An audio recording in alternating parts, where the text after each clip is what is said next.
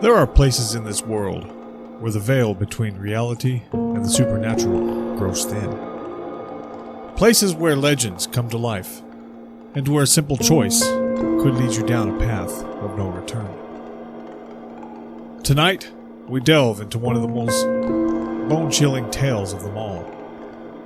A story whispered around campfires, etched into the brains of folklore. A story of a man, a crossroads, and a deal that would forever change his fate. Welcome to Chilling Encounters. I'm Big Jim, and tonight we'll be exploring the terrifying legend of meeting the devil at the crossroads. It's a tale as old as time itself, a story passed down through generations, growing darker with each telling.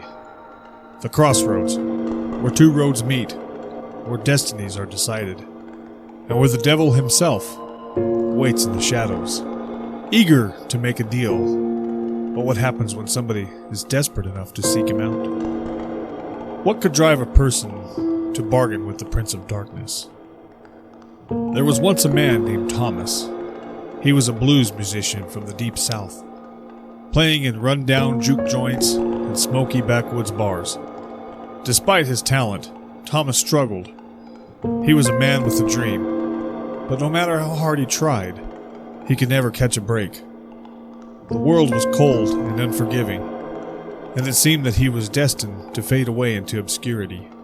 But Thomas was not the kind of man who gave up easily. The thought of a life spent in mediocrity gnawed at him, keeping him awake at night, his mind racing with thoughts of fame, fortune, and respect. It was then that he began to hear the whispers of a place where all his desires could be fulfilled. A place where the impossible became possible. The whispers told of a crossroads, a place where one could meet the devil and strike a deal. At first, Thomas dismissed it as nonsense. But as the days dragged on and his prospects grew bleaker, the idea began to fester in his mind. What if it were true? What if he could trade something, anything, for the life he had always dreamed of? The thought consumed him, until finally he decided to take a chance.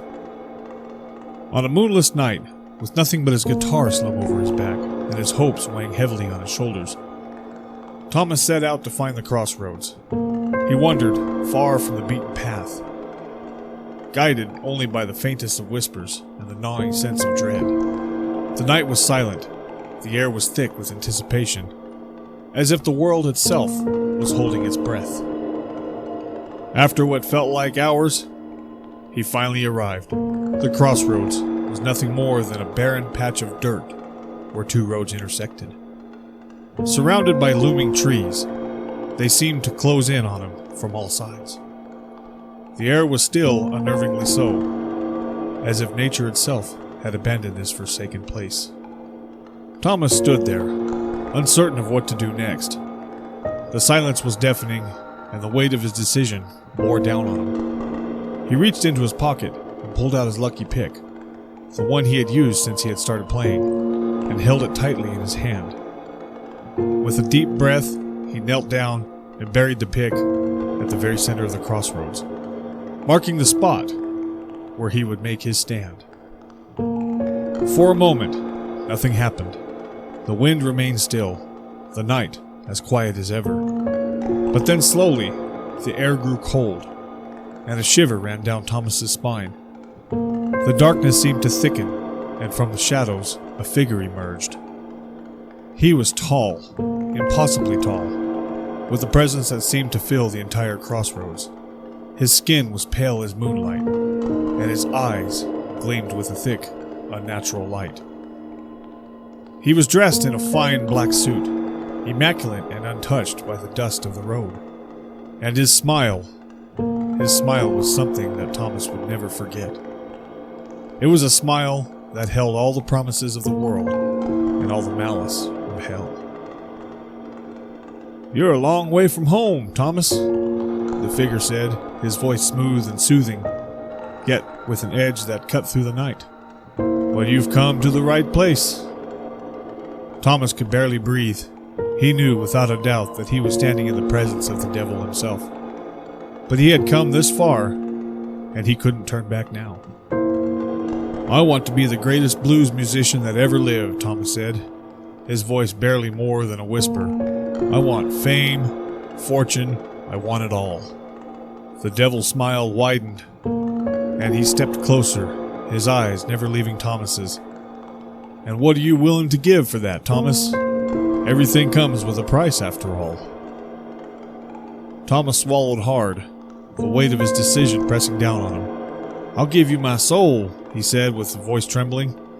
"Just make me the greatest." The devil's laughter echoed through the crossroads, cold and mocking. "Your soul? Ah, the most precious commodity there is. Very well, Thomas. A deal is a deal." With the flick of his hand, the devil produced a gleaming silver guitar, unlike anything Thomas had ever seen. It was beautiful, almost otherworldly, with strings that seemed to hum with power. The devil held it out to Thomas, who hesitated only for a moment before reaching out to take it. The moment his fingers touched the strings, a surge of energy coursed through him. He felt invincible, as if he could conquer the world with a single note. The devil's smile faded, and his eyes darkened as he stepped back into the shadows. "Play well, Thomas," he said, his voice low and ominous. "Your time will come sooner than you think." And with that, he was gone, leaving Thomas alone at the crossroads, clutching the guitar that would steal his fate. Thomas returned to the world of the living, his fingers flying over the strings with a skill set that seemed almost supernatural. He became the greatest blues musician anyone had ever seen, his fame spreading like wildfire. The world bowed at his feet, and for a time, he had everything he had ever wanted. But the price of his success was more than he had bargained for. As the years passed, Thomas began to feel the weight of his deal. His music, once a source of joy, became a torment, the notes clawing at his soul. He couldn't escape the feeling that somebody was watching him, waiting for the moment when it would come to collect what was owed. And then, one night, as he played his final show, the devil returned. He stood in the shadows, with his eyes gleaming with satisfaction as he watched Thomas's hands tremble on the strings. The crowd didn't notice, too lost in the magic of his music to see the fear in his eyes. As the last note rang out, Thomas looked up, and there, in the back of the room, he saw the devil's smile. A smile that promised no escape, no redemption, just darkness and the cold embrace of eternity. Thomas played his last chord, the sound echoing through the room like a funeral bell. And then, just as quickly as he had risen to fame, he was gone, his body crumpling to the floor, the silver guitar clutched to his lifeless hands. The crowd fell silent, a chill spreading through the room. They had witnessed greatness, but at what cost? They would never know the true story of Thomas's rise and fall, nor the price he had to pay at the crossroads. But you now know the truth. The next time you find yourself at a crossroads, remember the story of Thomas. Remember the price of ambition and the dangers of making a deal with the devil. And if you ever feel that pull, that whisper in the night, turn away, for some deals are better left unmade. So what do you think? Is it worth it to strike a deal with the devil? Or are some dreams better left unfulfilled? Remember, the choice is yours, but be careful what you wish for. You just might get it. If you've got a fear or a story that keeps you up at night, drop it in the comments below. You never know. It might be our next story. And if you enjoyed tonight's chilling encounter, don't forget to hit that like button and subscribe to the channel for more tales that will haunt your dreams. Until next time, sleep well if you can.